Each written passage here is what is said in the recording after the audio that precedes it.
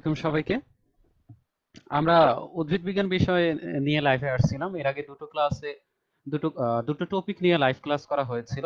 তার মধ্যে আমরা দুটি খুবই গুরুত্বপূর্ণ টপিক পড়েছিলাম। একটা ছিল ডিএনএ থেকে ডিএনএ তৈরি, যেটাকে আমরা বলি ডিএনএ প্রতিলিপন পদ্ধতি, এবং দ্বিতীয় যে ক্লাসটি করেছিলাম লাইভ ক্লাস, সেটি ছিল হচ্ছে ডিএনএ থেকে কিভাবে এমআরএনএ তৈরি করতে হয়, এবং সেখানে আমরা ডিটেলসে সে বিষয় সম্পর্কে দেখেছিলাম। আজকে আমরা যে অংশটুকু পড়বো সেটা হচ্ছে ডিএনএ থেকে, দুঃখিত, এমআরএনএ থেকে কিভাবে প্রোটিন তৈরি করতে হয়। অর্থাৎ এই যে টপিকটি আজকে আমরা আলোচনা করব, যেটাকে বলা হয় ট্রান্সলেশন, এটা হচ্ছে আগের দুইটি ক্লাসের ধারাবাহিকতা। তো তো ক্লাস শুরু করার আগে আমি আমার পরিচয়টা আবার দিয়ে নিচ্ছি। আমি হচ্ছে আবুল ইসলাম সম্রাট, ঢাকা বিশ্ববিদ্যালয়ে পড়াশোনা করি, চতুর্থ বর্ষের ছাত্র। এবং আচ্ছা, আমরা শুরু করি।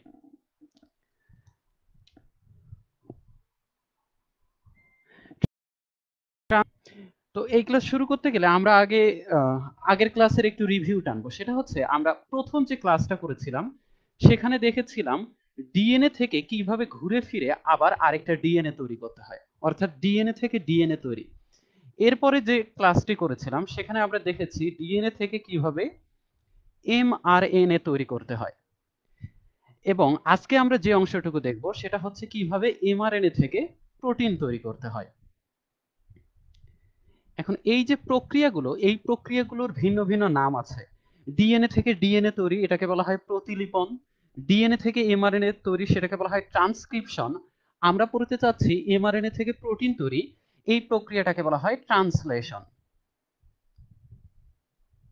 অনেকে ট্রান্সলেশনও বলে, আবার অনেকে বলে ট্রান্সলেশন, ইংরেজি শব্দ এটা। তো আমরা যেটা শিখবো আজকে সেটা হচ্ছে কিভাবে এমআরএনএ থেকে প্রোটিন তৈরি করতে হয়। উপরের দুটি অংশ আমরা গত দুই ক্লাসে দেখেছি। তো প্রথমে শুরু করব, এবং শুরু করার আগে অবশ্যই আমাদের প্রোটিন সম্পর্কে জানতে হবে। তো সেখান থেকে আমি শুরু করছি।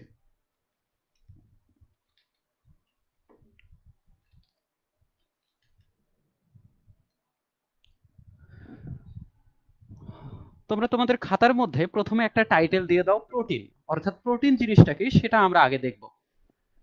তারপর প্রোটিন কিভাবে তৈরি হচ্ছে এমআরএনএ থেকে সেটাতে যাব আমরা। সো প্রথমে আমরা একটা টাইটেল দিচ্ছি প্রোটিন, আমরা যে জিনিসটা আজকে তৈরি করতে চাই সেটা। এখন প্রশ্ন হচ্ছে প্রোটিন কি। আমরা যখন ডিএনএ পড়েছি, ডিএনএ তে দেখেছি যে এ, টি, সি, জি এগুলো একটার পর একটা সুন্দরভাবে সাজানো থাকে, তাই না? এগুলোকে বলা হয় সিকোয়েন্স। তো প্রোটিন যে আমরা তৈরি করতে যাচ্ছি, এই প্রোটিনও হচ্ছে এক ধরনের সিকোয়েন্স।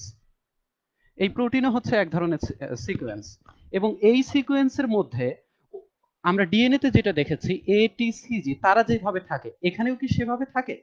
এখানেও কি এ, টি, সি, জি থাকে? উত্তর হচ্ছে না। এ, টি, সি, জি এগুলো হচ্ছে ডিএনএ এর। আর আমরা যদি আরএনএ চিন্তা করতে পারি, আরএনএ চিন্তা করি, তাহলে আসবে এ, ইউ, সি, জি। এখন আমরা যদি প্রোটিন চিন্তা করি তাহলে এখানে ওই বেস গুলো আসবে না। এখানে আসবে নতুন এক ধরনের জিনিস যেটাকে বলা হয় অ্যামাইনো অ্যাসিড। অর্থাৎ এটিসিজি যেমন পরপর একটার পর আরেকটা বসে নিজেকে সাজিয়ে যেমন ডিএনএ তৈরি করে, তেমনি আমরা যদি প্রোটিন তৈরি করতে চাই, প্রোটিন তৈরি করার সময় অ্যামাইনো অ্যাসিডকে আমি লিখে দিচ্ছি অ্যামাইনো অ্যাসিড, অর্থাৎ অনেকগুলো অ্যামাইনো অ্যাসিড মিলে প্রোটিন তৈরি করতে হবে। অ্যামাইনো অ্যাসিড দুটো এ দিয়ে শুরু, অ্যামাইনো অ্যাসিড, এই জন্য এটাকে আমরা সংক্ষেপে বলতে পারি এ এ। এই সংক্ষেপণটা তোমরা লিখে নাও, কারণ এটা লাগবে পরবর্তীতে। সো অ্যামাইনো অ্যাসিড গুলো একটার পর একটা সেজে প্রোটিন তৈরি করে। এখন অ্যামাইনো অ্যাসিডকে মনে করো আমি এরকম একটা গোল চিহ্ন দেখাচ্ছি কালো রঙের। তাহলে প্রথমে আমি একটা অ্যামাইনো অ্যাসিড বসাচ্ছি, এটা কি প্রোটিন তৈরি করলো? না, প্রোটিন তৈরি করেনি। প্রোটিন তৈরি করার জন্য অনেকগুলো অ্যামাইনো অ্যাসিড একটার পর একটা বসবে। তাহলে এটা হচ্ছে প্রথম অ্যামাইনো অ্যাসিড। আমি আরেকটা অ্যামাইনো অ্যাসিড দেখাচ্ছি এরকম, আমি আরো একটা অ্যামাইনো অ্যাসিড দেখাচ্ছি এরকম। এখন এই অ্যামাইনো অ্যাসিড গুলো যদি এইভাবে আমি পাশাপাশি রাখি, তাহলেও কি সে প্রোটিন তৈরি করবে? উত্তর হচ্ছে না। এই অ্যামাইনো অ্যাসিড হচ্ছে আলাদা একটা অ্যামাইনো অ্যাসিড, এটাও হচ্ছে আলাদা অ্যামাইনো অ্যাসিড, এটাও আলাদা অ্যামাইনো অ্যাসিড। তাহলে প্রোটিন তৈরি করার জন্য এই অ্যামাইনো অ্যাসিড গুলোকে কি করতে হবে? এই অ্যামাইনো অ্যাসিড গুলোকে একটার সাথে আরেকটা সংযুক্ত করতে হবে। যেমন প্রথম যে অ্যামাইনো অ্যাসিডটা আছে তার সাথে দ্বিতীয় অ্যামাইনো অ্যাসিডটা আমি সংযুক্ত করে দিলাম। দ্বিতীয় অ্যামাইনো অ্যাসিডের সাথে আমি আবার তৃতীয় অ্যামাইনো অ্যাসিডটা সংযুক্ত করে দিলাম। আবার পরবর্তীতে আরেকটা অ্যামাইনো অ্যাসিড সংযুক্ত করে দিচ্ছি, আরেকটা অ্যামাইনো অ্যাসিড সংযুক্ত করে দিচ্ছি। এভাবে অনেকগুলো যখন অ্যামাইনো অ্যাসিড সংযুক্ত করে দেব, এই অনেকগুলো অ্যামাইনো অ্যাসিড মিলে যেটা তৈরি করবে সেটাই হচ্ছে আমাদের প্রোটিন। সো তোমরা এতটুকু তুলে নাও, আমি আসছি।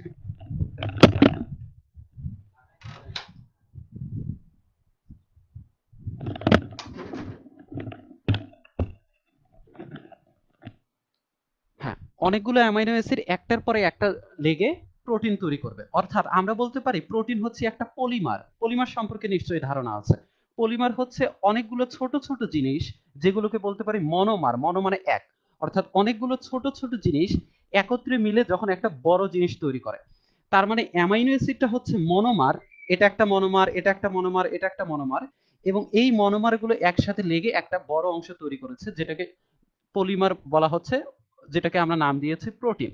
এখন এখানে ইন্টারেস্টিং একটা ব্যাপার আছে, সেটা হচ্ছে আমাদের বইয়ে আমরা অনেক সময় দেখব প্রোটিনের একটা ডাক নাম আছে। প্রোটিনকে আমরা বলি পলিপেপটাইড। পলিপেপটাইড এই কথাটা কোথা থেকে আসলো? পলিপেপটাইড কথাটা এসেছে কোথা থেকে তা আমি দেখিয়ে দিচ্ছি। আমরা এখানে প্রথমে একটা অ্যামাইনো অ্যাসিড সংযুক্ত করেছি, তাই না? এটাকে আমরা নাম দিতে পারি অ্যামাইনো অ্যাসিড 1। অ্যামাইনো অ্যাসিড গুলোর নাম আছে, কিন্তু আমি সেগুলোতে যাচ্ছি না আগে। অ্যামাইনো অ্যাসিড 1, পরের অ্যামাইনো অ্যাসিডটাকে বলছি অ্যামাইনো অ্যাসিড 2, তারপরের অ্যামাইনো অ্যাসিডটাকে বলছি অ্যামাইনো অ্যাসিড 3, এভাবে অ্যামাইনো অ্যাসিড 4, অ্যামাইনো অ্যাসিড 5, এভাবে চলতেই থাকবে। এখন এই যে অ্যামাইনো অ্যাসিড 1 এবং অ্যামাইনো অ্যাসিড 2 একটার সাথে আরেকটা সংযুক্ত করেছে, এই সংযুক্ত করার ক্ষেত্রে যে জায়গাটায় জোড়া লেগেছে একটা অ্যামাইনো অ্যাসিড আরেকটা অ্যামাইনো অ্যাসিডের সাথে, অর্থাৎ যে বন্ধনটা তৈরি করেছে, সেই বন্ধনটাকে বলা হয় পেপটাইড বন্ধন। সেই বন্ধনটাকে বলা হচ্ছে কি পেপটাইড বন্ধন। অর্থাৎ অ্যামাইনো অ্যাসিড 1 অ্যামাইনো অ্যাসিড 2 এর মাঝে যে বন্ধনটা, সেটাকে আমরা বলছি পেপটাইড বন্ধন। আশা করি তোমরা তুলে নিচ্ছ, এটা হচ্ছে পেপটাইড বন্ধন। এখন অ্যামাইনো অ্যাসিড 2 এবং অ্যামাইনো অ্যাসিড 3 এর মাঝেও যে বন্ধন আছে, সেটাও অবশ্যই পেপটাইড বন্ধন। অ্যামাইনো অ্যাসিড 3 এবং অ্যামাইনো অ্যাসিড 4 এর মাঝেও যে বন্ধন আছে, সেটাও পেপটাইড বন্ধন। এভাবে একটা অ্যামাইনো অ্যাসিডের সাথে আরেকটা অ্যামাইনো অ্যাসিড থাকলেই যে বন্ধনের সাহায্যে যুক্ত হয়, সেটাকে আমরা বলছি পেপটাইড বন্ধন। এখন প্রোটিনে কি অনেকগুলো অ্যামাইনো অ্যাসিড থাকে না? হ্যাঁ, অনেকগুলো অ্যামাইনো অ্যাসিড থাকে, এবং অনেকগুলো অ্যামাইনো অ্যাসিডের মধ্যে কি অনেকগুলো পেপটাইড বন্ধন না? অনেকগুলো যদি পেপটাইড বন্ধন হয়, তাহলে আমরা সেটাকে কি বলতে পারি? পলিপেপটাইড। পলি মানেই তো অনেক। অর্থাৎ প্রোটিন হচ্ছে এমন একটা জিনিস, যে জিনিসের মধ্যে অনেকগুলো অ্যামাইনো অ্যাসিড থাকে, এবং সেই অ্যামাইনো অ্যাসিড গুলোর মধ্যে যে বন্ধনটা থাকে পেপটাইড। এখন এই পেপটাইড বন্ধন অনেকগুলো থাকে, এই জন্য আমরা প্রোটিনকেও বলতে পারি পলিপেপটাইড। আশা করি তোমরা এতটুকু বুঝতে পেরেছো।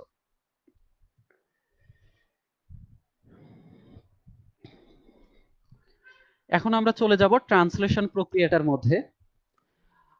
আমরা এর আগে যখন ডিএনএ প্রতিলিপন এবং ডিএনএ ট্রান্সক্রিপশন করেছিলাম, তখন প্রতিবারই প্রসেসগুলো ডেসক্রাইব করার আগে আমরা ডেসক্রাইব করেছিলাম যে আমাদের কি কি প্রয়োজন, অর্থাৎ এই প্রক্রিয়াটার জন্য কি কি লাগবে।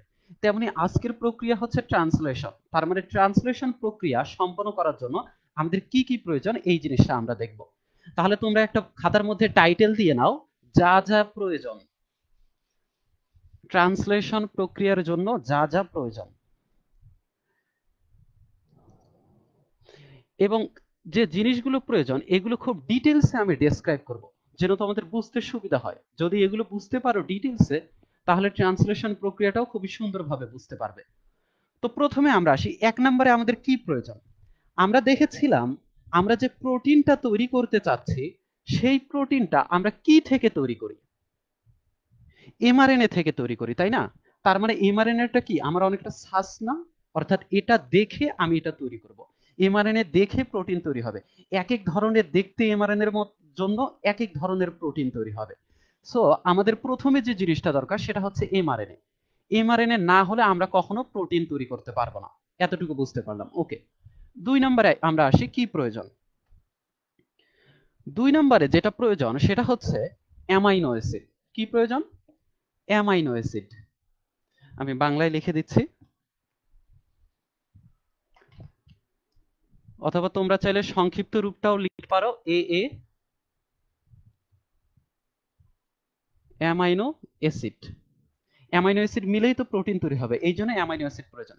এবার আমরা 3 নম্বর বস্তুটাতে আসি, অর্থাৎ 3 নম্বরে আমাদের কি প্রয়োজন হবে। এইখানে একটা ইন্টারেস্টিং ব্যাপার আছে, সেটা হচ্ছে একটু আগের অংশ থেকে আমরা বুঝতে পারলাম যে প্রোটিন যদি তৈরি করতে যাই আমার অ্যামাইনো অ্যাসিড লাগবে। অ্যামাইনো অ্যাসিড গুলো একটার পর আরেকটা সংযুক্ত হয়ে প্রোটিন তৈরি করবে। কিন্তু কথা হচ্ছে অ্যামাইনো অ্যাসিড কি একাই একাই এসে একটার পর আরেকটা বসবে, বসে প্রোটিন তৈরি করবে? আমরা যখন ট্রান্সলেশন প্রক্রিয়ায় যাব তখন দেখব যে অ্যামাইনো অ্যাসিড একাই একাই আসে না, অ্যামাইনো অ্যাসিডকে বরং কেউ ক্যারি করে নিয়ে আসে। কেউ একজন ক্যারি করে নিয়ে এসে এক জায়গায় রাখে, আরো একজন ক্যারি করে নিয়ে আসে আরেকটা অ্যামাইনো অ্যাসিডকে রাখে, এবং আলটিমেটলি সেগুলো প্রোটিন তৈরি করে। এবং অ্যামাইনো অ্যাসিডকে যে ক্যারি করে, সেই ক্যারি করা জিনিসটার নাম হচ্ছে টিআরএনএ। এখানে বোঝাই যাচ্ছে টিআরএনএ অ্যামাইনো অ্যাসিডকে ক্যারি করে, কারণ এই যে টি অংশটা আছে, এই টি অংশটার ফুল ফর্ম হচ্ছে ট্রান্সফার। ট্রান্সফার মানে কি? এক জায়গা থেকে আরেক জায়গায় নিয়ে যাওয়া। তার মানে টিআরএনএ কাউকে ট্রান্সফার করে। এখন টিআরএনএ কাকে ট্রান্সফার করে? টিআরএনএ ট্রান্সফার করে অ্যামাইনো অ্যাসিডকে। অর্থাৎ তাহলে আমরা দেখব যে যখন অ্যামাইনো অ্যাসিড গুলোকে একটার পরে আরেকটা বসাবো, তখন অ্যামাইনো অ্যাসিডের সাথে অবশ্যই কে সংযুক্ত থাকবে? টিআরএনএ সংযুক্ত থাকবে। টিআরএনএ ছাড়া আমরা অ্যামাইনো অ্যাসিডকে নিয়ে যেতে পারবো না। আশা করি এতটুকু বুঝাতে পেরেছি। তো আমাদের প্রথমে টিআরএনএ লাগবে, এবং টিআরএনএ এর গঠন কি রকম এটা বোঝা খুবই গুরুত্বপূর্ণ। কারণ টিআরএনএ এর গঠন যদি না বুঝি তাহলে আমরা অ্যাকচুয়ালি ট্রান্সলেশন প্রক্রিয়া পড়ে কোনো লাভ নেই। আমরা জানি যে সকল যে আরএনএ আছে, এই আরএনএ হচ্ছে এক সূত্রাকার। তাহলে টিআরএনএও হবে এক সূত্রাকার। এবং টিআরএনএ দেখতে কিরকম তোমরা এঁকে নাও, এটা আমি বেশি ডিটেলসে যাব না। টিআরএনএ দেখতে হচ্ছে এরকম। এটা ড্রয়িং করা খুবই গুরুত্বপূর্ণ, এবং ড্রয়িং করার সময় তোমরা খেয়াল রাখবে যেন একটা মাথা বড় হয় এবং আরেকটা মাথা হচ্ছে ছোট হয়। এখানে কিন্তু দুইটা সুতো নেই, একটা সুতোই সে ঘুরিয়ে পেঁচিয়ে এদিকে বের হয়ে গিয়েছে। এখানে কোনোভাবেই দুটো সুতো না, এটা টিআরএনএ তে একটা সুতো আছে। এখন এখানে একটা মাথা আছে, এখানে একটা মাথা আছে। আমরা জানি যত ধরনের সুতো আছে, আমরা যে ডিএনএ আরএনএ পড়লাম, এই সুতোগুলোর দুটো মাথা পেয়েছি, এবং দুটো মাথার একটাতে ছিল 5 প্রাইম, আরেকটাতে ছিল 3 প্রাইম। আমাদেরকেও এখানে অবশ্যই 5 প্রাইম 3 প্রাইম দাগাতে হবে। আমি এটাকে লিখে দিচ্ছি 5 প্রাইম, এবং যেটা লম্বা সেটা হচ্ছে 3 প্রাইম। লম্বা মাথাটা 3 প্রাইম এবং খাটো মাথাটা 5 প্রাইম, এটা কখনো ভুল করা যাবে না। এবং এই যে ফাঁসগুলো আছে, অর্থাৎ পেঁচানো অংশগুলো আছে, এগুলোকে বলা হয় লুপ। এবং এগুলো গুরুত্বপূর্ণ, কিন্তু ইন্টারের লেভেলে যে পড়াশোনাটা করা হয় সেখানে গুরুত্বপূর্ণ না। এখন এখানে একটা লুপ আছে, এখানে একটা লুপ আছে বা ফাঁস আছে, এখানে একটা ফাঁস আছে, এখানে একটা ফাঁস আছে। এখন এই যে চারটা ফাঁস, এই চারটা ফাঁসের মধ্যে সবচেয়ে গুরুত্বপূর্ণ ফাঁস হচ্ছে এটা। কেন গুরুত্বপূর্ণ? এগুলো প্রসেস বুঝতে মানে প্রসেসে আগাতে আগাতে বোঝা যাবে। সো এটা হচ্ছে সেই গুরুত্বপূর্ণ ফাঁসটা, এবং এর একটা নাম আছে, সেটাকে বলা হয় এন্টিকোডন ফাঁস। এন্টিকোডন ফাঁস। কেন এন্টিকোডন নাম দেয়া হচ্ছে সেটাও আমরা পরে জানতে পারবো। এন্টিকোডন ফাঁস বা এন্টিকোডন লুপ। ওকে, তাহলে আমরা টিআরএনএ এর ছবি মোটামুটি আঁকলাম। আমরা দেখলাম যে টিআরএনএ তে 3 প্রাইম আছে, 5 প্রাইম মাথা আছে, এবং একটা গুরুত্বপূর্ণ ফাঁস আছে যেটাকে বলছি এন্টিকোডন ফাঁস। এখন কথা হচ্ছে আমরা যে ডিএনএ বা আরএনএ যেটাই হোক, যখন আমরা এভাবে তাদের সুতোগুলো আঁকি, এই সুতোর মধ্যে কি সিকোয়েন্স থাকে না? ডিএনএ তে যেমন থাকে এ টি সি জি, একটার পর একটা সুন্দরভাবে সাজানো থাকে, তেমনি টিআরএনএ বা যে কোনো আরএনএ এর ক্ষেত্রেও এই যে বেস গুলো বা এ ইউসিজি, এখানে টি থাকে না, আরএনএ এর ক্ষেত্রে এ ইউসিজি, এগুলো সুন্দরভাবে সাজানো থাকে। যেমন এখানে থাকে হচ্ছে সি, আমি একটু মুছে দিয়ে ভালো করে দেখাচ্ছি। প্রথমে থাকে সি, তারপরে থাকে সি, তারপরে থাকে কে এ, এভাবে থাকে সিকোয়েন্স গুলো। অর্থাৎ এই যে 3 প্রাইম মাথা, এখানে তিনটা সিকোয়েন্স দেখতে পাচ্ছি, সি সি এ।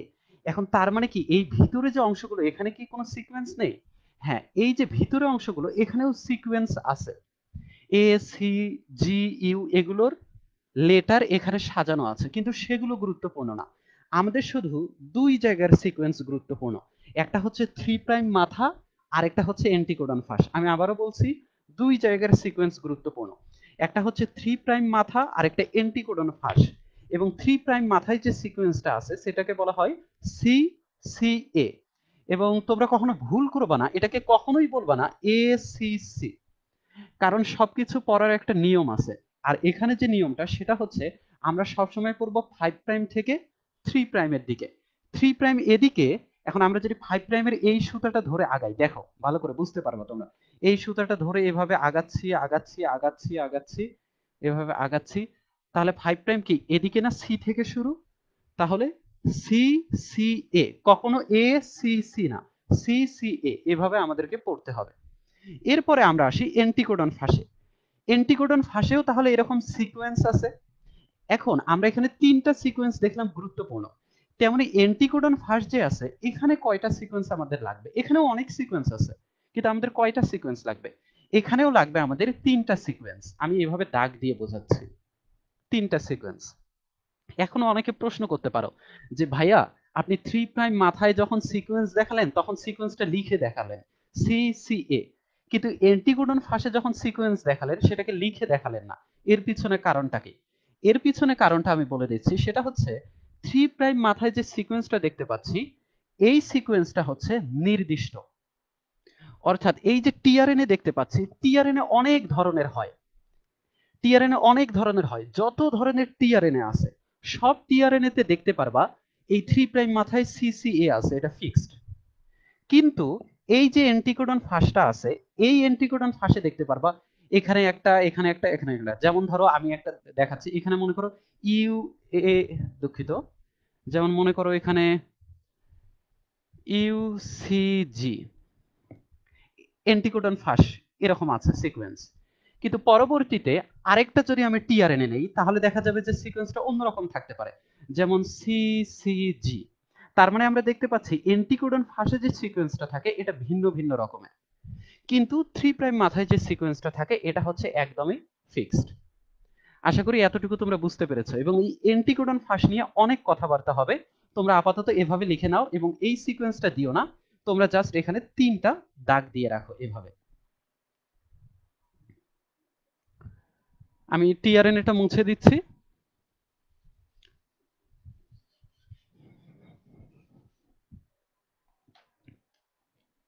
এরপরে আমাদের কি লাগবে সেটা দেখতে হবে 4 নম্বরে।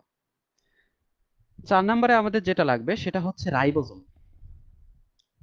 আমরা জানি, আমরা প্রথমের দিকে যখন রাইবোজোম সম্পর্কে পড়েছি তখন রাইবোজোমকে কি কি বলা হয়েছিল, সবকিছুর একটা ডাক নাম আছে, যেমন মাইটোকন্ড্রিয়াকে বলা হয় শক্তি ঘর, তেমনি রাইবোজোমের একটা ডাক নাম ছিল, রাইবোজোমকে বলা হচ্ছিল প্রোটিন ফ্যাক্টরি।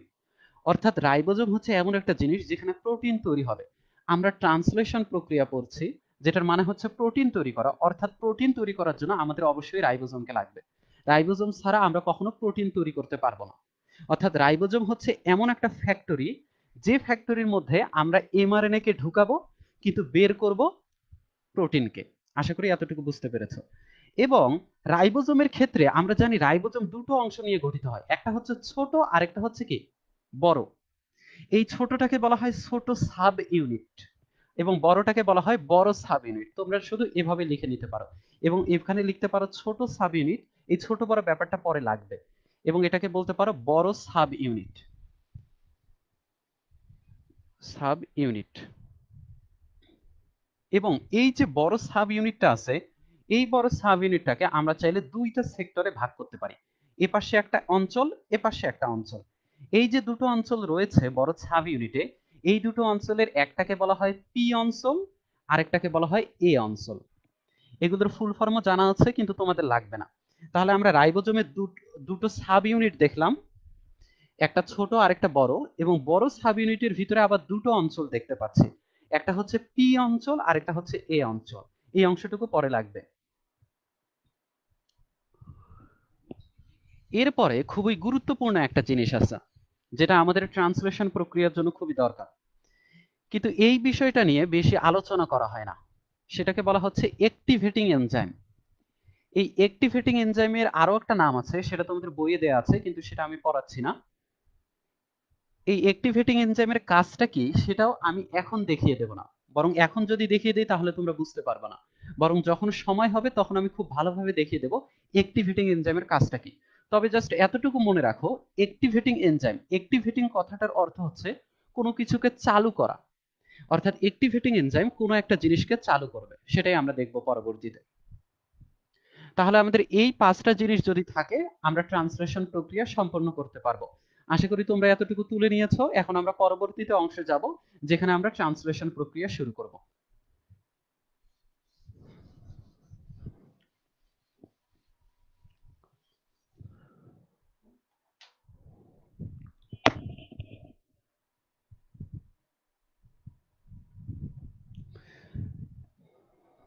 ওকে, আমরা ট্রান্সলেশন প্রক্রিয়া শুরু করছি। আমরা এর আগে দেখলাম যে ট্রান্সলেশন প্রক্রিয়া সম্পন্ন করার জন্য আমাদের কি কি প্রয়োজন, এবং প্রথম যে জিনিসটা ছিল সেটার নাম ছিল হচ্ছে এমআরএনএ। অর্থাৎ আমরা যদি ট্রান্সলেশন প্রক্রিয়া সম্পন্ন করতে যাই, আমাদেরকে প্রথমেই এমআরএনএ লাগবে। সো আমি প্রথমে যে কাজটা করব সেটা হচ্ছে একটা এমআরএনএ কে এঁকে নেব। আমরা আগের ক্লাসে দেখেছিলাম যে এমআরএনএ এরকম সূত্রাকার হয়, লম্বা, তাই না? টিআরএনএ এর মতো পেঁচানো না। তো এটা হচ্ছে আমার এমআরএনএ। আমি এভাবে লিখে দিচ্ছি এমআরএনএ। তোমরা কোনো একটা পেজের মধ্যখানে এভাবে এঁকে নাও, কারণ উপরে নিচে অনেক লেখা আসবে, এবং আমি চাবো তোমরা পেন্সিল দিয়ে আঁকো যেন তোমাদের বুঝতে সুবিধা হয়। সো এটা হচ্ছে আমাদের এমআরএনএ। এখন এমআরএনএ বলি, ডিএনএ বলি, এদের কি মাথা থাকে না? দুটো মাথা থাকে। এই যে একটা মাথা, এই যে একটা মাথা, এবং এই দুটো মাথার নামও দেয়া থাকে। এই মাথাটা হচ্ছে 5 প্রাইম, এই মাথাটা হচ্ছে 3 প্রাইম। ওকে, এতটুকু বুঝতে পারলাম আমরা। এখন এমআরএনএ কি এরকম একটা শুধু রশির মতো, নাকি এখানে সিকোয়েন্স থাকে? অর্থাৎ আমরা ডিএনএ এর ক্ষেত্রে যেমন দেখেছি এটিসিজি, আরএনএ এর ক্ষেত্রেও তো এরকম কিছু থাকে, সেটা হচ্ছে এ ইউ সি জি, এই চারটা জিনিস। সো এ ইউ সি জি এখানে সুন্দরভাবে সাজানো থাকবে, এবং আজকে আমরা এ ইউ সি জি কে এমন ভাবে সাজাবো যেন আলটিমেটলি আমরা এমআরএনএ থেকে কাকে তৈরি করতে পারি? প্রোটিন তৈরি করতে পারি। এই জন্য আমি যে এমআরএনএ কে সাজাবো এইউসিজি দিয়ে, এটা আমি যেভাবে সাজাবো তোমরাও ঠিক সেভাবে তুলে নিবা। তাহলে প্রথমে একটা তোমরা এরকম করতে পারো, এভাবে দাগ দিতে পারো, 1 2 3 এভাবে দাগ দাও। এগুলো হচ্ছে এক একটা করে বেস, অর্থাৎ এইউসিজি। সো প্রথমে আমি যেটি দেব সেটি হচ্ছে, দুঃখিত, তোমরা প্রথমটায় দাও ইউ, তারপরেরটা সি, তারপরেরটা হচ্ছে এ ইউ জি, এভাবে দাও, তাহলে আমাদের ট্রান্সলেশন প্রক্রিয়াটা বুঝতে সুবিধা হবে। তারপরে দাও সি এ ইউ জি, তারপরে দাও জি, তারপরে দাও ইউ, তারপরে সি এ ইউ, একটু সি এ ইউ, এবং তারপরে আমরা তিনটা কোড দিচ্ছি, ইউ এ এ। তোমরা এভাবে দিয়ে দাও, এবং এভাবে যদি দাও তাহলে খুব সহজে বুঝতে পারবা ট্রান্সলেশন প্রক্রিয়াটা কিভাবে চলে এবং অ্যামাইনো অ্যাসিড গুলো কিভাবে একটার সাথে আরেকটা সংযুক্ত হয়। আমি আমি বলে দিচ্ছি, যদি কারো দেখতে অসুবিধা হয় যেন লিখে নিতে পারো। U C A U G C A U G G U C A U U A A, এভাবে তোমরা সিকোয়েন্স দিবা। এখন এটা হচ্ছে আমাদের কিসের সিকোয়েন্স? MRNA sequence. ওকে, আমরা এতটুকু দিয়ে ফেললাম। আমি নিচের অংশটুকু মুছে দিচ্ছি, এবং এমআরএনএ যে কথাটা আছে, আচ্ছা আপাতত থাক এই কথাটা।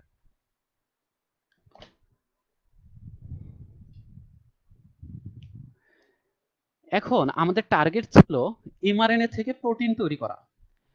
এমআরএনএ থেকে যদি আমরা প্রোটিন তৈরি করতে যাই, তাহলে আমাদের অবশ্যই একটা প্রোটিন তৈরি করার যন্ত্র লাগবে। যে যন্ত্রটা আমরা এর আগে দেখেছি সেটা হচ্ছে রাইবোজোম। তার মানে রাইবোজোমটা এখানে এসে বসবে। এখন ইন্টারেস্টিং কিছু ব্যাপার আছে, এই বিষয়টা তোমাদের বুঝতে হবে। আমরা এত ডিপে গিয়ে পড়াশোনা করি যে বাহিরের জিনিসগুলো ভালোভাবে বুঝি না। আমাদের এটা হচ্ছে নিউক্লিয়াস। নিউক্লিয়াসের ভিতরে আমরা দেখেছিলাম ডিএনএ থেকে আরএনএ তৈরি হয়, এখানেই তৈরি হচ্ছে ডিএনএ থেকে আরএনএ। এই আরএনএ থেকে আমরা কি তৈরি করতে চেয়েছি? প্রোটিন। এই জন্য আরএনএ করে কি, নিউক্লিয়াসের ফুটো দিয়ে বাইরে চলে আসে। তাহলে এই যে এমআরএনএটা, এমআরএনএটা কি নিউক্লিয়াসে আছে নাকি নিউক্লিয়াসের বাহিরে আছে? এমআরএনএটা আছে নিউক্লিয়াসের বাহিরে। নিউক্লিয়াসের বাহিরে বলতে কোথায় আছে? সাইটোপ্লাজমে। এবং আমরা জানি সাইটোপ্লাজমে কোন জিনিসটা থাকে? রাইবোজোম থাকে, এবং রাইবোজোম কি এখানে আমাদের অবশ্যই প্রয়োজনীয়।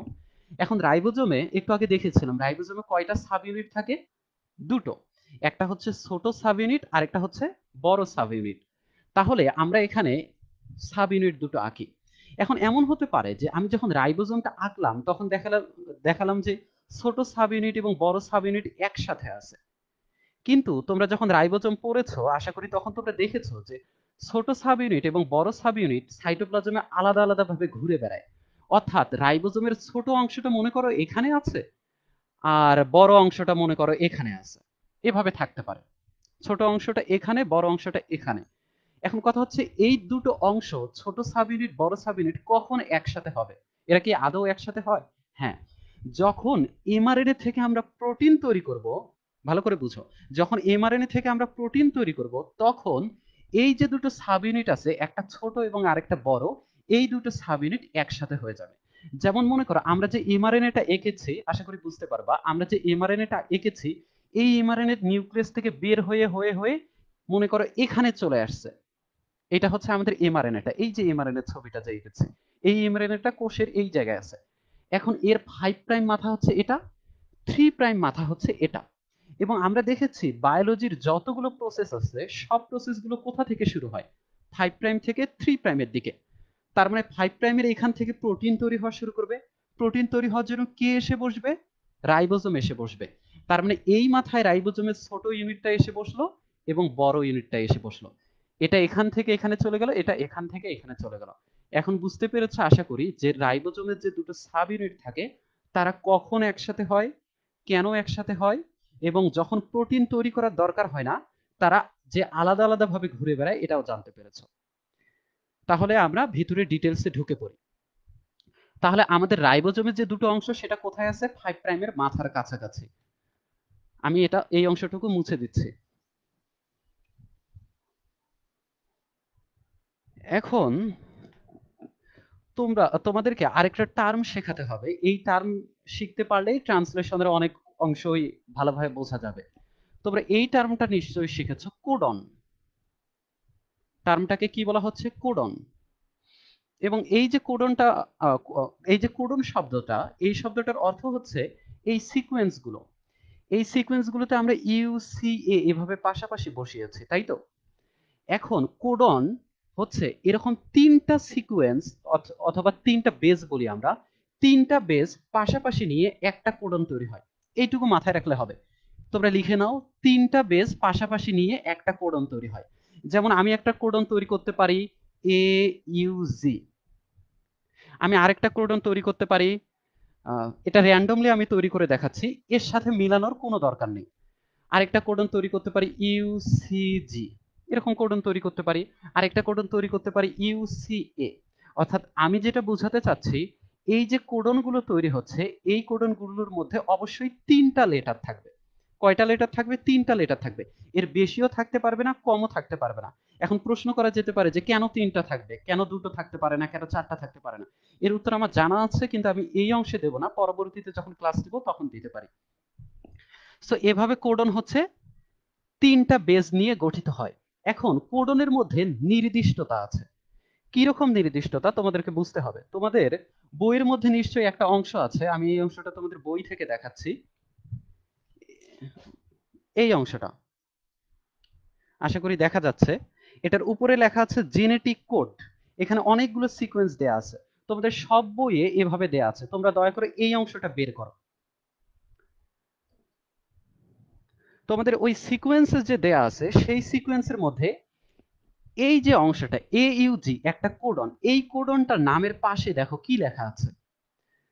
তোমরা আশা করি খুঁজে বের করতে পারছো, চাইলে একটু সময় নিতে পারো।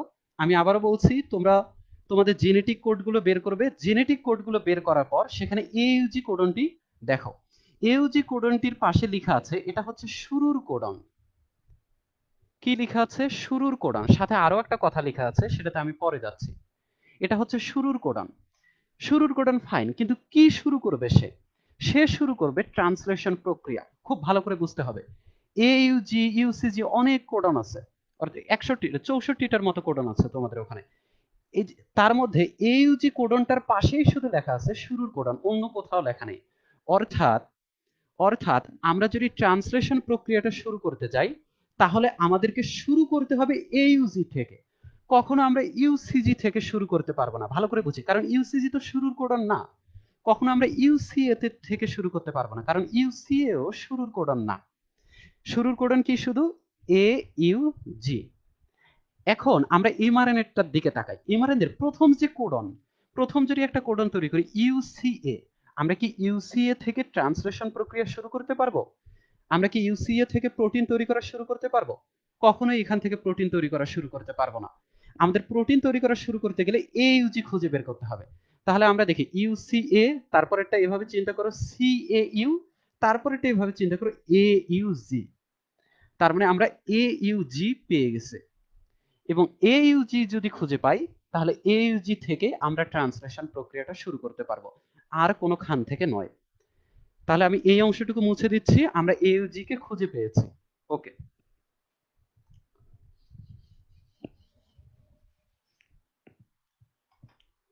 তাহলে এইউজিটা হচ্ছে শুরুর কোডন।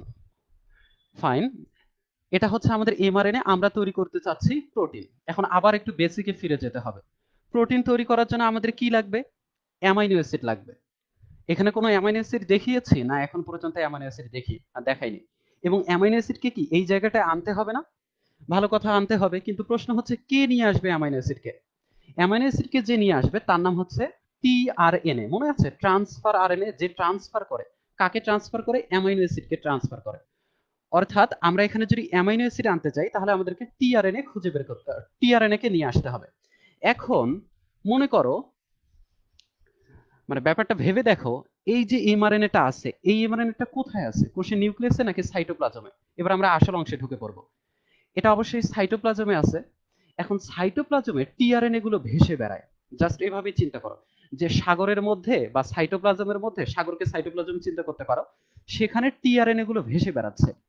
আমি টিআরএনএ কে সংক্ষেপে এভাবে আঁকবো, আশা করি এভাবে বুঝতে পারবা। এটা হচ্ছে একটা টিআরএনএ, অথবা এটাকে আমি এভাবে দেখিয়ে দিতে পারি। তোমাদের টিআরএনএ এর বড় ছবিটা আমি এঁকে দিয়েছি আমি সংক্ষেপে আঁকার জন্য, কারণ আমাকে কয়েকটা টিআরএনএ আঁকতে হবে। আমি এভাবে টিআরএনএ লিখে এভাবে দেখিয়ে দিচ্ছি। আর এই যে নিচে যে এরকম ফাঁসটা দিয়েছি, এই ফাঁসটাই হচ্ছে তোমাদের এন্টিকোডন ফাঁস। আশা করি তোমাদের মনে আছে আমি বলেছিলাম এই এন্টিকোডন ফাঁসটি লাগবে। তাহলে এটা হচ্ছে তোমাদের এন্টিকোডন ফাঁস, এটা পুরোটা হচ্ছে টিআরএনএ। এবং এই টিআরএনএ এর এই যে মাথা, 3 প্রাইম মাথা, এই 3 প্রাইম মাথায় আমি শুধু দেখিয়েছিলাম সি সি এ থাকে, তাই না? তোমরা একটু ছবিটা কারেকশন করে নাও। এই যে মাথাটা থাকে 3 প্রাইম মাথা, এই 3 প্রাইম মাথাতে একটা অ্যামাইনো অ্যাসিড লেগে থাকে। কে লেগে থাকে? একটা অ্যামাইনো অ্যাসিড লেগে থাকে। অর্থাৎ টিআরএন এর যে 3 প্রাইম মাথা আছে, সেই 3 প্রাইম মাথাতে একটা অ্যামাইনো অ্যাসিড লেগে থাকে। মনে করো এইটা হচ্ছে একটা অ্যামাইনো অ্যাসিড যেটা টিআরএনএ তে লাগা আছে। এখন চিন্তা করে দেখো, সাইটোপ্লাজমে কি শুধু একটা টিআরএনএ আছে নাকি অনেকগুলো টিআরএনএ আছে? অবশ্যই অনেকগুলো টিআরএনএ আছে। তাহলে আমি সাইটোপ্লাজমে আরো একটা টিআরএনএ এঁকে নেই, এরকম। এখানে এন্টিকোডন ছিল, এখানেও এন্টিকোডন। তো এই টিআরএন এর মাথাতেও কি একটা অ্যামাইনো অ্যাসিড লেগে থাকবে না? অবশ্যই লেগে থাকবে। এখানেও একটা অ্যামাইনো অ্যাসিড লেগে আছে। কিন্তু এই অ্যামাইনো অ্যাসিড আর এই অ্যামাইনো অ্যাসিড কি একই রকমের? হতেও পারে একই রকমের, হতেও পারে ভিন্ন রকমের। আমরা ধরে নেই ভিন্ন রকমের।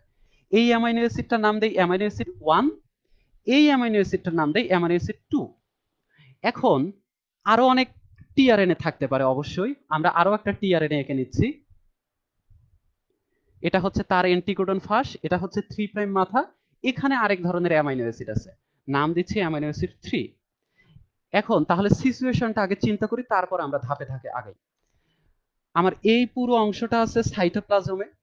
সাইটোপ্লাজমের মধ্যে এমআরএনএ কে আমরা দেখতে পাচ্ছি, এবং সাইটোপ্লাজমে প্রচুর টিআরএনএ ঘুরে বেড়াচ্ছে। এবং যেসব টিআরএনএ ঘুরে বেড়াচ্ছে সেই টিআরএন এর মাথায় কি আছে? অ্যামাইনো অ্যাসিড লাগানো আছে। এই টিআরএন এর মাথায় অ্যামাইনো অ্যাসিড 1, এই টিআরএন এর মাথায় অ্যামাইনো অ্যাসিড 2, এই টিআরএন এর মাথায় অ্যামাইনো অ্যাসিড 3, এভাবে অ্যামাইনো অ্যাসিড গুলো লাগানো আছে। এখন অ্যামাইনো অ্যাসিডের বিপরীতে এই যে ফাঁসটা আছে সেটাকে আমরা নাম দিয়েছি এন্টিকোডন ফাঁস। এখন আমরা এন্টিকোডন ফাঁসে কয়টা বেস থাকে? তোমাদেরকে দেখেছিলাম এন্টিকোডন ফাঁসে 3টা বেস থাকে, এবং আমি বলেছিলাম তোমরা বেসগুলো লিখিও না। এই টিআরএন এর এন্টিকোডন ফাঁসে 3টা বেস, এই টিআরএন এর এন্টিকোডন ফাঁসে 3টা বেস। আমরা সবচেয়ে গুরুত্বপূর্ণ জায়গায় ঢুকে যাচ্ছি। এই টিআরএন এর এন্টিকোডন ফাঁসে 3টা বেস। এখন 3টা বেজে অবশ্যই লেটার আছে, তাই না? মনে করো এইখানে যে টিআরএন এটা আছে সেইখানকার এন্টি বেজে যে বেসগুলো আছে সেগুলো হচ্ছে জি, তারপর হচ্ছে ইউ, তারপর হচ্ছে সি। মনে করো এভাবে আছে, আমি ধরে নিচ্ছি। এবং তোমরা এভাবেই লিখবা, কারণ এভাবে লেখার পিছনে কারণ আছে। তারপরেরটাই মনে করো আছে ইউ সি, ইউ, দুঃখিত, ইউ এ সি, এভাবে আছে। এবং তারপরেরটাই মনে করো আছে সি সি এ, এভাবে এন্টি কোডন আছে। আমি এভাবে দেখাচ্ছি জাস্ট। এখন তোমরা চিন্তা করে দেখো, আমাদের এখানে প্রথমে ট্রান্সলেশন প্রক্রিয়াটা শুরু হবে কোথা থেকে? এ ইউ জি থেকে শুরু হবে। এই এ ইউ জি এর মধ্যে এভাবে চিন্তা করো, আমি আঙ্গুল দিয়ে দেখাচ্ছি। এ ইউ জি তে তিনটা কোড, তিনটা বেজ আছে। এখন এই যে টিআরএনএ গুলো দেখতেছো, এই টিআরএনএ গুলো করবে কি, এই তিনটা বেজের বিপরীতে এসে বসার চেষ্টা করবে। কি বললাম? এই যে তিনটা বেজ আছে এর বিপরীতে বসার চেষ্টা করবে, অনেকটা ঠিক এভাবে। এখানে এইউজি তিনটা আছে, টিআরএনএ এসে এভাবে বসবে। এখন টিআরএনএ এর কোন মাথাটা এভাবে বসবে? যে মাথায় তিনটা অংশ আছে, দেখো, জি ইউসি ইউএসসি, অর্থাৎ এন্টিকোডনটা এসে এভাবে বসার চেষ্টা করবে। আশা করি বুঝাতে পেরেছি। আমার এটা হচ্ছে কোডন এ ইউজি, এই কোডনের বিপরীতে এসে বসবে কে? এন্টিকোডন। এই জন্য এটার নাম হয়েছে এন্টিকোডন। আমি বলেছিলাম কেন নাম হয়েছে, এটা তোমাদের বলে দেব। তাহলে এটা হচ্ছে কোডন, বিপরীতে এসে বসবে এন্টিকোডন। কিন্তু একটু দেখতে হবে আমাদের, এখানে তো অনেক ধরনের এন্টিকোডন আছে, আমরা দেখতে পাচ্ছি 3 ধরনের। একটা কোষের ভিতরে মনে করো 50-60 ধরনের এন্টিকোডন থাকে। তাহলে প্রশ্ন হচ্ছে কোন এন্টিকোডনটা এখানে এসে বসবে? আমাদেরকে দেখতে হবে এখানে যে কোডনটা আছে এর বিপরীত এন্টিকোডন কোথায় আছে। আমি আবারও বলছি, এখানে যে কোডনটা আছে এর বিপরীত এন্টিকোডন কোথায় আছে। যেমন আমরা দেখতে পাচ্ছি এ ইউ জি, তাহলে এর বিপরীত যদি এন্টিকোডন খুঁজতে চাই তাহলে কোনটা দেখতে হবে বলো দেখি? বলো। এর বিপরীতে হচ্ছে কি? আমরা ধরে নিচ্ছি, আমরা তৈরি করে নিই, এর বিপরীতে থাকার কথা হচ্ছে ইউ। ইউ এর বিপরীতে থাকার কথা হচ্ছে ইউ, ইউ এর বিপরীতে থাকার কথা হচ্ছে এ, জি এর বিপরীতে থাকার কথা হচ্ছে সি। এখন দেখো ইউএসসি এগুলোতে এর বিপরীত, এই বিপরীতটা কোথায় আছে? আমরা খুঁজে দেখি জি ইউসি ইউএসসি সিসিএ, এইটার সাথে মিলে যাচ্ছে না? দ্বিতীয়টার এন্টিকোডনটা ঠিক এই যে কোডনটা তার বিপরীত।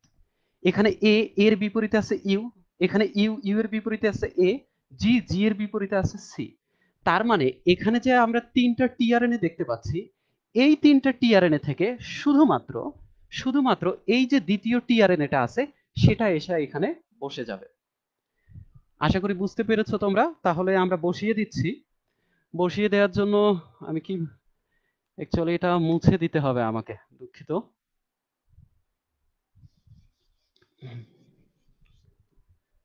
আমি দেখিয়ে দিচ্ছি। এই টিআরএনএটা তাহলে এখানে চলে আসলো, চলে এসে কি করলো, এখানে ইউএসসি আছে, ইউএসসি, এটা হচ্ছে এন্টিকোডন মাথা, আর এর মাথায় একটা অ্যামাইনো অ্যাসিড লাগানো আছে।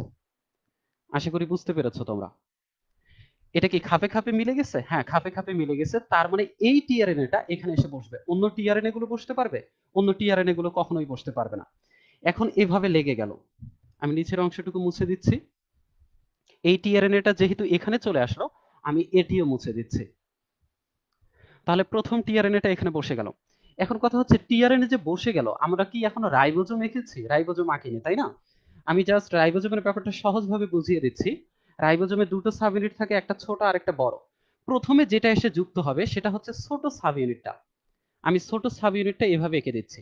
এটা কার সাব ইউনিট? রাইবোজোমের সাব ইউনিট। ওকে। আরেকটা সাব ইউনিট আছে, সেটা হচ্ছে বড় সাব ইউনিট। বড় সাব ইউনিটটা এসে যুক্ত হলো এই জায়গাটায়। আমি এইভাবে দেখিয়ে দিচ্ছি। এইখানে বড় সাব ইউনিটটা এসে যুক্ত হলো। এবং আমরা দেখেছিলাম না রাইবোজোমে দুটো জায়গা থাকে, একটা হচ্ছে পি জায়গা আর একটা হচ্ছে এ জায়গা। তোমাদের খাতায় লেখা আছে। ওই পি জায়গা এবং এ জায়গার বিষয়টা আমি পরে বুঝিয়ে দেব। তাহলে আমরা দেখলাম ছোট রাইবোজোমের অংশ, এটা হচ্ছে বড় রাইবোজোমের অংশটা, এভাবে যুক্ত হয়ে আছে। এখন আমরা এবার সিচুয়েশনটা আরেকটু বুঝে নেই। এটা হচ্ছে এমআরএনএ, এমআরএনএ এর, এবং এটা হচ্ছে একটা টিআরএনএ। টিআরএনএ এর এন্টিকোডনটা এমআরএনএ এর কোডনের সাথে হুবহু মিলে গেছে, অর্থাৎ বিপরীতভাবে একদম।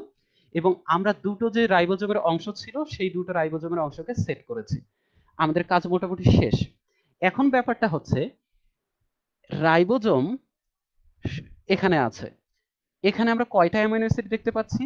একটা অ্যামাইনো অ্যাসিড। কিন্তু প্রোটিন মানে কি একটা অ্যামাইনো অ্যাসিড নাকি অনেকগুলো অ্যামাইনো অ্যাসিড? অনেকগুলো অ্যামাইনো অ্যাসিড। কিন্তু আমরা তো অ্যামাইনো অ্যাসিড বসিয়েছি একটাকে। এখন পরবর্তীতেও আমাদের অ্যামাইনো অ্যাসিড বসাতে হবে, এবং পরবর্তীতে অ্যামাইনো অ্যাসিড বসানোর জন্য কে কাজ করবে? অবশ্যই রাইবোজোম কাজ করবে। এই রাইবোজোম করবে কি, 5 প্রাইমের এদিকে বসেছে না, এই রাইবোজোম আস্তে আস্তে চলতেই থাকবে। কার দিকে চলতে থাকবে? 3 প্রাইমের দিকে চলতে থাকবে। যতই চলতে থাকবে ততই অ্যামাইনো অ্যাসিড অ্যাড করবে। কিভাবে অ্যামাইনো অ্যাসিড অ্যাড করবে সেটি আমি দেখাবো।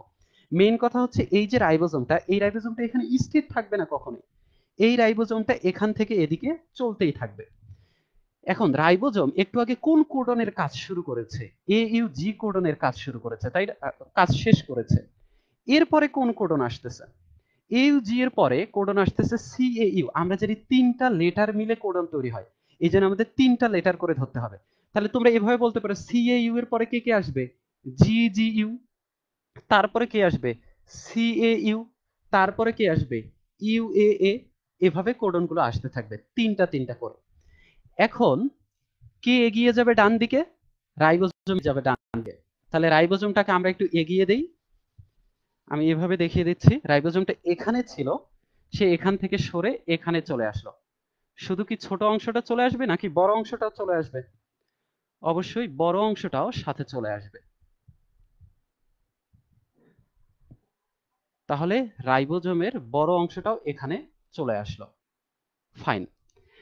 এখন আমাদের কোডনটার নাম কি? CAU codon.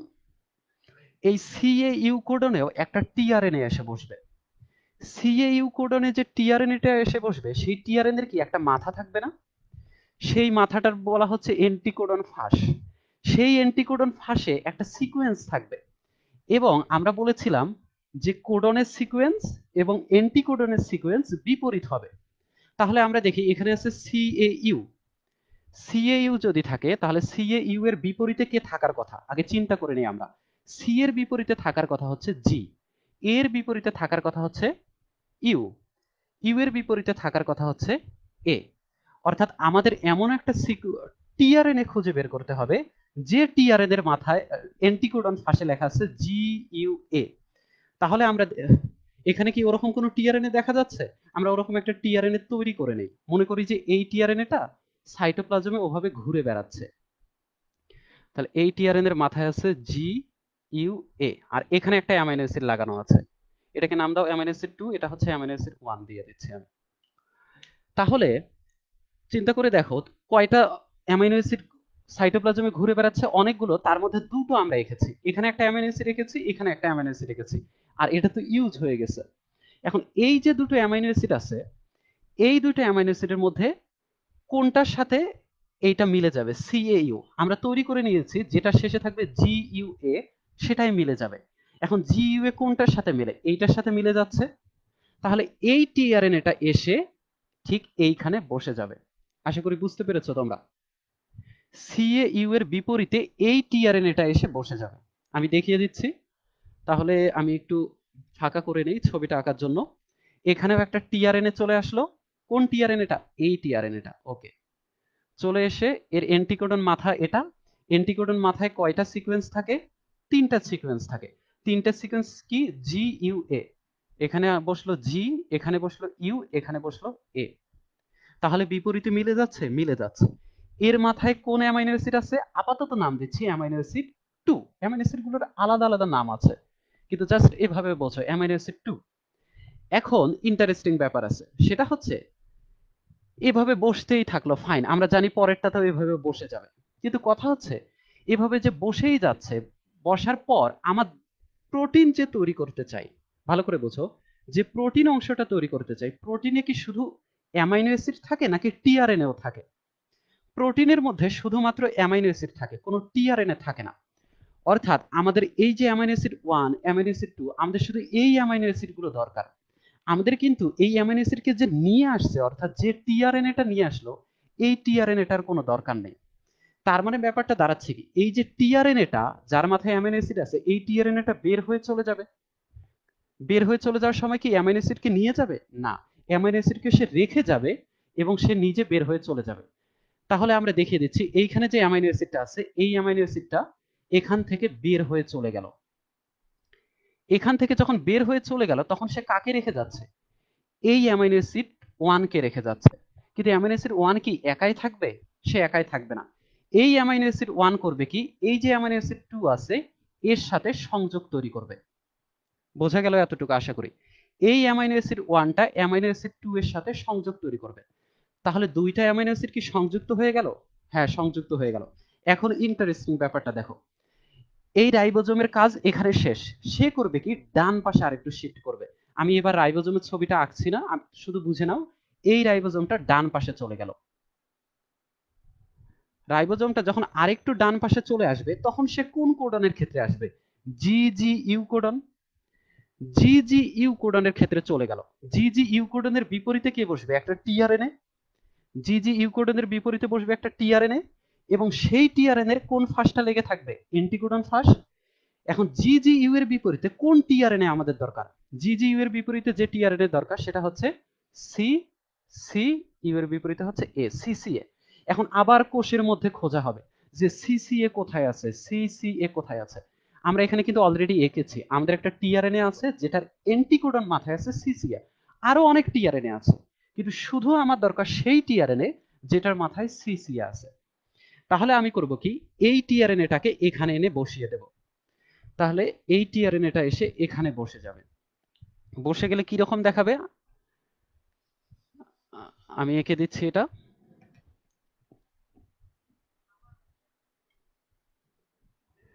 এটা হচ্ছে অ্যান্টিকোডন ফাঁস। এখানে সি এর, জি এর বিপরীতে সি, জি এর বিপরীতে সি, ইউ এর বিপরীতে বসে গেল এ।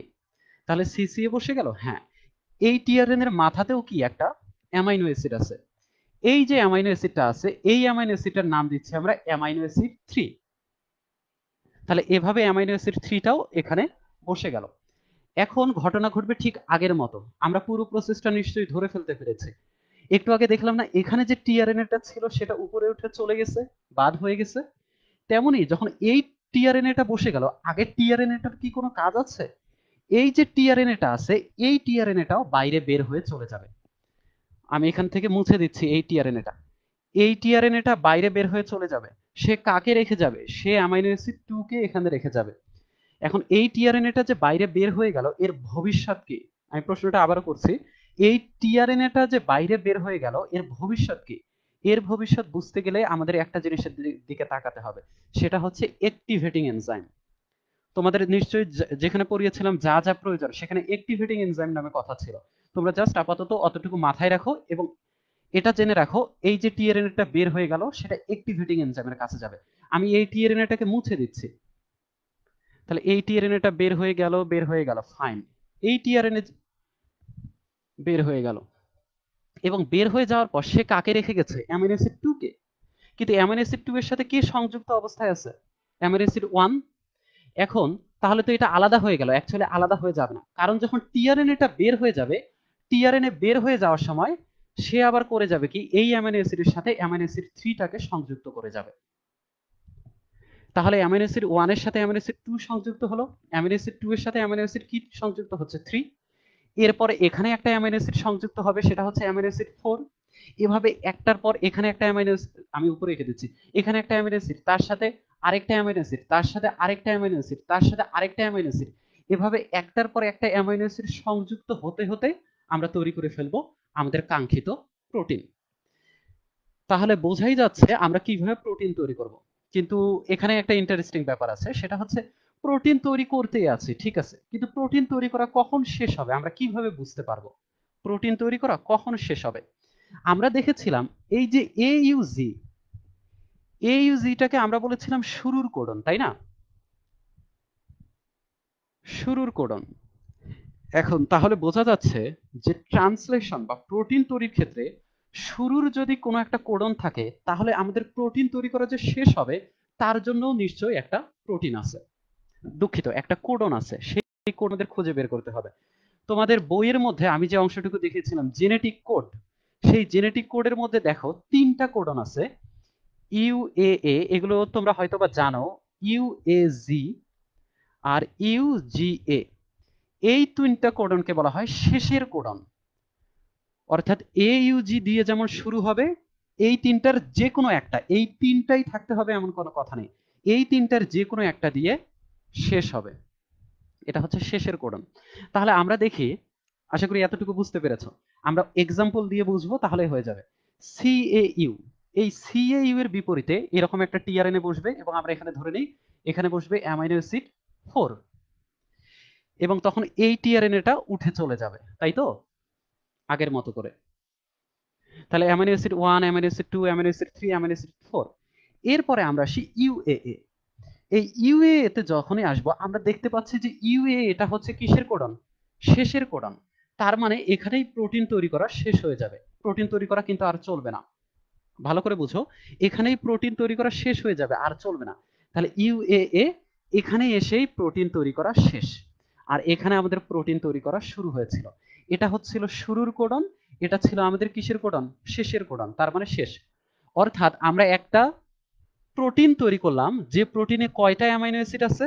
4টা অ্যামাইনো অ্যাসিড আছে। Amino acid 1, amino acid 2, amino acid 3, amino acid 4, একটার সাথে আরেকটা সংযুক্ত অবস্থায় আছে।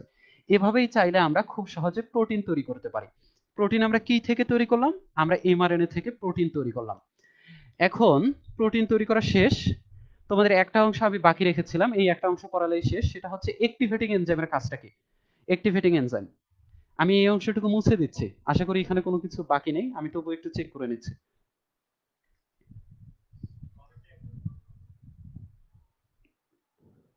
আচ্ছা, কমেন্টে একটা প্রশ্ন এসেছে, আমি প্রশ্নটা দেখে নেই।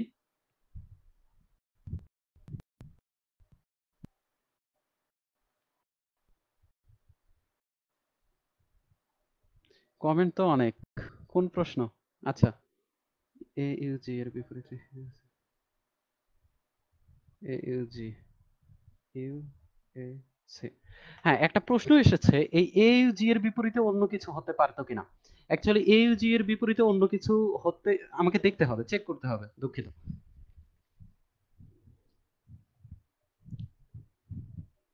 না, AUG এর বিপরীতে অন্য কিছু হওয়া যাবে না। AUG এর বিপরীতে শুধুমাত্র UAC হবে। এটাই হচ্ছে তোমার প্রশ্নের উত্তর। ওকে, আমাদের প্রোটিন তৈরি করা শেষ। এবার আমরা যে অংশটুকুতে যাব সেটা হচ্ছে অ্যাক্টিভেটিং এনজাইম। আমি অ্যাক্টিভেটিং এনজাইম দেখিয়ে দিচ্ছি, তাহলে তোমাদের ক্লাস শেষ হয়ে যাবে।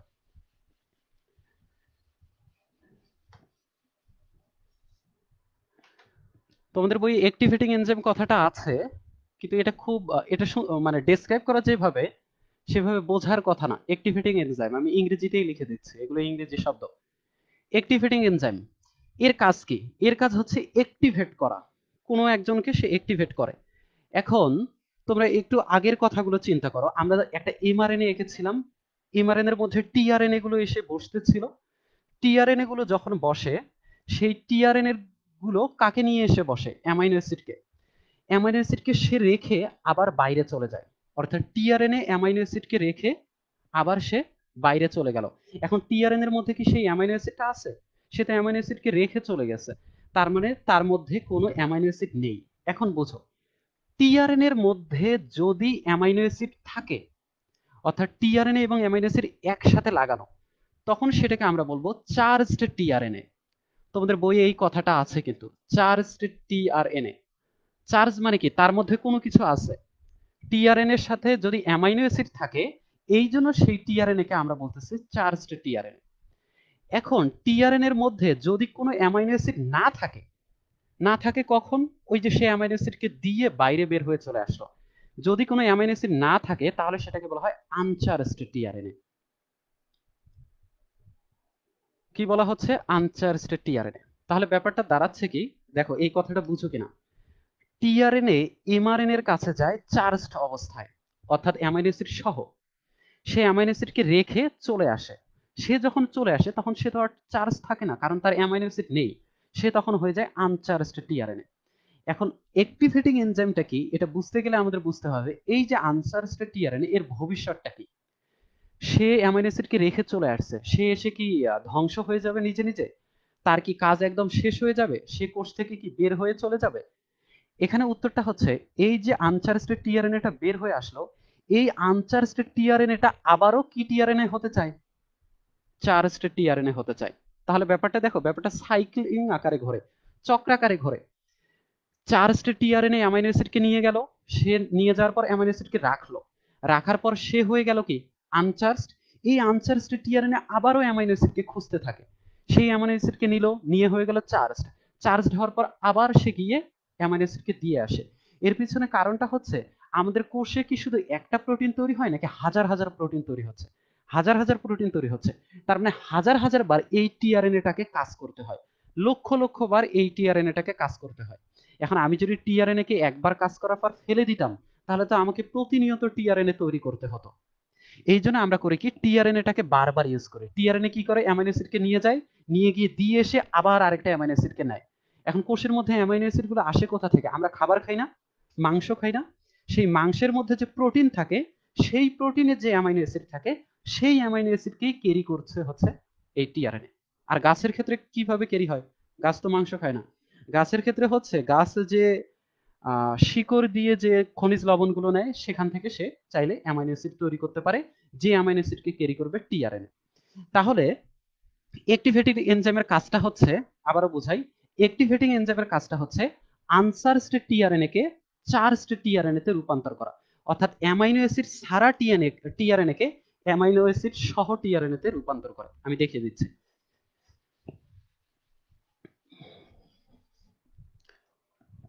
অ্যাক্টিভেটিং এনজাইম এর কাজ হচ্ছে, আমি লিখে দেই, আনচার্জড টিআরএনএ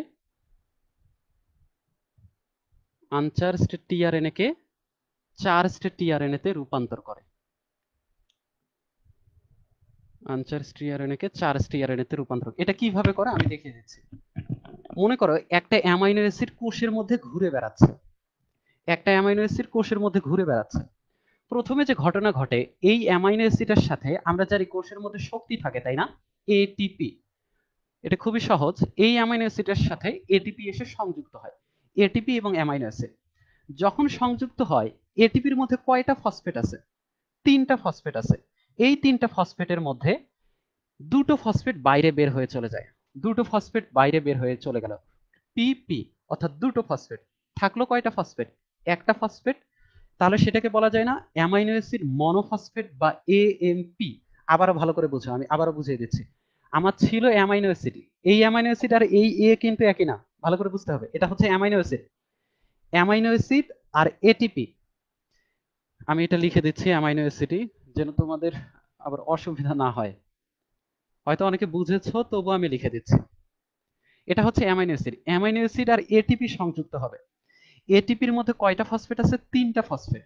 এই 3টা ফসফেট থেকে দুটো ফসফেট বের হয়ে চলে গেল। চলে গেলে এখানে থাকে এএমপি বা অ্যামাইনো অ্যাসিড মনোফসফেট। মনো মানে একটা ফসফেট।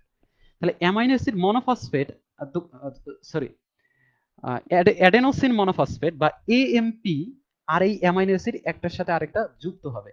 তাহলে সে তৈরি করবে এএমপি অ্যামাইনো অ্যাসিড। দেখো বুঝো কিনা। এটিপি সবকিছু কিন্তু ঠিক আছে। এটিপির মধ্যে 3টা ফসফেট ছিল, 3টা ফসফেট থেকে দুটো ফসফেট বের হয়ে গেল। তাহলে থাকলো শুধু এএমপি। এই এএমপি আর অ্যামাইনো অ্যাসিড একসাথে যুক্ত হয়ে গেল এএমপি এএ, অ্যামাইনো অ্যাসিড দুঃখিত, অ্যাডেনোসিন মনোফসফেট সাথে অ্যামাইনো অ্যাসিড। এখন এটা হচ্ছে রিঅ্যাকশন নাম্বার 1। আরেকটা রিঅ্যাকশন আছে, তোমাদের বইয়ে এই জিনিসগুলো ভাষার মাধ্যমে দেয়া, তোমরা বুঝতে পারবা, আমি ভাষাটাও ক্লিয়ার করে দেব। এখন আমার তৈরি হচ্ছে এএমপি আর এএ। তাহলে এএমপি এএ এর সাথে এসে এবার যুক্ত হবে টিআরএনএ। আমার তো টার্গেট ছিল অ্যামাইনো অ্যাসিডকে টিআরএনএ এর সাথেই যুক্ত করা। আমি কি এখনো টিআরএনএ এনেছিলাম এতটুকুতে? আমি টিআরএনএ আনিনি। এবার আমি টিআরএনএ কে নিয়ে আসলাম। এই টিআরএনএ এর সাথে এইটা যুক্ত হবে। যুক্ত হলে সে কি তৈরি করবে? আমি নিচে লিখে দিচ্ছি। যুক্ত হলে এই যে অ্যামাইনো অ্যাসিডটা ছিল, আমি নীল কালি দিয়ে দেখাই, এই যে অ্যামাইনো অ্যাসিডটা ছিল, এই অ্যামাইনো অ্যাসিডটা টিআরএনএ এর সাথে যুক্ত হয়ে গেল। তাহলে হয়ে গেল টিআরএনএ, সাথে কে থাকছে? অ্যামাইনো অ্যাসিড, এবং কে আলাদা হয়ে গেল? A M P. তাহলে ব্যাপারটা দেখো, আমাদের তৈরি হলো কি? আমাদের তৈরি হলো এমন একটা টিআরএনএ, আমাদের তৈরি হলো এমন একটা টিআরএনএ যে টিআরএনএ এর সাথে অ্যামাইনো অ্যাসিড লাগানো আছে। এটাকে আমরা কি বলি, চার্জড টিআরএনএ নাকি আনচার্জড টিআরএনএ? চার্জড টিআরএনএ, কারণ অ্যামাইনো অ্যাসিড আছে। এই যে আমাদের চার্জড টিআরএনএ তৈরি করার কথা ছিল। এখন কি থেকে আমরা চার্জড টিআরএনএ তৈরি করব? Uncharged tRNA. আনচার্জড টিআরএনএ কোথায়? এই যে আনচার্জড টিআরএনএ, এর সাথে কোনো অ্যামাইনো অ্যাসিড নেই। তাহলে সেই অ্যামাইনো অ্যাসিডকে নিল, নিয়ে আবার প্রোটিন তৈরি করার জন্য যাবে। প্রোটিন তৈরি করতে গিয়ে আবার অ্যামাইনো অ্যাসিডকে দিবে, দিয়ে সে বের হয়ে চলে আসবে, বের হয়ে এসে আবার সে আবার সে অ্যামাইনো অ্যাসিডকে খুঁজে তার সাথে যুক্ত করবে। এবং এই যে দুটো রিয়াকশন দেখলাম, এই দুটো রিয়াকশনে কোন এনজাইম হেল্প করে? Activating enzyme. অ্যাক্টিভেটিং কেন বলা হচ্ছে? কারণ সে টিআরএনএ কে অ্যাক্টিভেট করছে। কিভাবে টিআরএনএ কে অ্যাক্টিভেট করলো? অ্যামাইনো অ্যাসিড সংযুক্তির মাধ্যমে। এবং আমি আরেকটা জিনিস দেখিয়ে দিচ্ছি, এই যে অ্যাক্টিভেটিং এনজাইম, এই অ্যাক্টিভেটিং এনজাইমের আরো একটা নাম আছে তোমাদের বইয়ে। আমি নামগুলো ক্লিয়ার করে দিচ্ছি। তোমাদের বইয়ে যে নামটা দেয়া আছে তা হচ্ছে, দুঃখিত, অ্যামিনো অ্যাসিড টিআরএনএ সিনথেটেজ। ইংরেজিটাও আছে তোমাদের বইয়ে, আমি ইংরেজিটা লিখে দিচ্ছি। Amino acyl tRNA synthetase. আমি এই জিনিসটা ভেঙে দিচ্ছি যেন তোমরা বুঝতে পারো। তোমরা ইংরেজি নামগুলো মুখস্থ করো, কিন্তু এগুলো বুঝতে হবে। দেখো, amino acid tRNA synthetase. Synthetase মানে হচ্ছে কোনো কিছু তৈরি করা। সিনথেটেজ মানে সে কি করবে? তৈরি করবে। এই এনজাইমের আরেক নাম আমি ডেসক্রাইব করছি, তৈরি করে। কাকে তৈরি করে? সে তৈরি করে একটা টিআরএনএ কে, যে টিআরএনএ এর সাথে যুক্ত আছে হচ্ছে অ্যামাইনো অ্যাসিড। এই জন্য বলা হচ্ছে অ্যামাইনো অ্যাসিড টিআরএনএ সিনথেটেজ। দেখো, আমরা এমন একটা টিআরএনএ তৈরি করলাম যে টিআরএনএ এর সাথে কি অ্যামাইনো অ্যাসিড সংযুক্ত আছে না? এই জন্য এটাকে বলা হচ্ছে amino acid tRNA synthetase. So আজকে তোমাদের পড়া ছিল এতটুকুই। আমরা শিখলাম যে কিভাবে প্রোটিন তৈরি করতে হয়, অনেক ডেসক্রিপটিভলি শিখেছি, এবং সাথে দেখেছি যে অ্যাক্টিভেটিং এনজাইম অ্যাকচুয়ালি এর কাজটা কি। তো তোমরা যারা এতক্ষণ পর্যন্ত ছিলে তাদেরকে ধন্যবাদ জানাচ্ছি। এবং তোমাদের আচ্ছা, তোমাদের এই ভিডিও লেকচারগুলো আমি এখানে দেওয়ার পর সেগুলো তো ফেসবুকে থাকবেই, সাথে সেই অংশগুলো ইউটিউবে আপলোড দেওয়া হয় school of hidden talents YouTube চ্যানেলে। তোমরা সেখানে সাবস্ক্রাইব করে নিতে পারো, যেন এই ভিডিওগুলো তোমরা নিয়মিত পাও। এবং পরবর্তীতে আমরা আরো ইন্টারেস্টিং কিছু লেকচার নিয়ে চলে আসব। এবং আমার ইচ্ছা আছে যে পরবর্তীতে তোমাদের সাথে ভাইরাস নিয়ে আলোচনা করব। সেই ভাইরাসের আলোচনাটা হবে করোনা ভাইরাসের আলোকে, যেন করোনা ভাইরাসের সাথে তোমাদের বইয়ের ভাইরাসের একটা লিঙ্ক আপ তৈরি করতে পারো। তো ততদিন পর্যন্ত সুস্থ থাকো, ভালো থাকো, আমার জন্য দোয়া করিও। ধন্যবাদ সবাইকে।